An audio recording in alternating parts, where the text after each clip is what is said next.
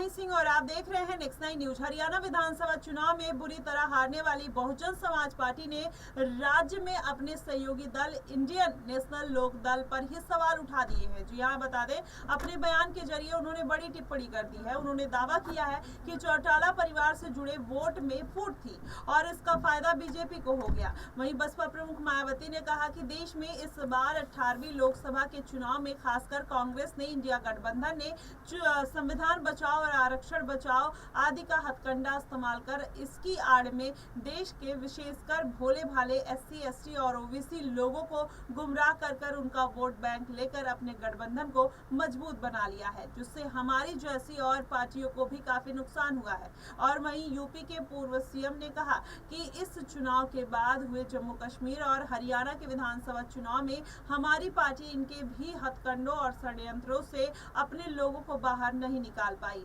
जिससे पार्टी का इन चुनाव में काफी नुकसान उठाना पड़ा। वहीं बसपा चीफ ने कहा कि अब हमें अपनी विशेष रणनीति बनानी होगी। हमें पहले की तरह बीच बीच में कैडर के जरिए इनके ऐसे सभी हथकंडों और षड्यंत्रों से लोगों को सावधान करते रहना जरूरी होगा, तभी हमारी पार्टी आगे चलकर पुनः बेहतर स्थिति में आ सकती है। उन्होंने ये भी कहा कि जाट समाज का वोट BSP उम्मीदवारों को बिल्कुल नहीं मिला, जबकि BSP का दलित वोट पूरा IND को ट्रांसफर हो गया और वहीं चौटाला परिवार से जुड़ा जाट समाज का वोट इनके आपस में फूट होने के कारण इसका लाभ भारतीय जनता पार्टी को मिल गया। इस बार हरियाणा का चुनाव जाट और गैर जाट समाज के बीच में बंटकर रह गया। BSP को इससे काफी नुकसान हुआ है। वहीं बसपा चीफ ने यह भी कहा कि हरियाणा और जम्मू कश्मीर के कल चुनावी नतीजों से हमारी पार्टी की स्थिति के बारे में मैं यही कहना चाहूंगी कि हरियाणा कृषि प्रधान राज्य है और कृषि से जुड़े लोग खासकर जाट समुदाय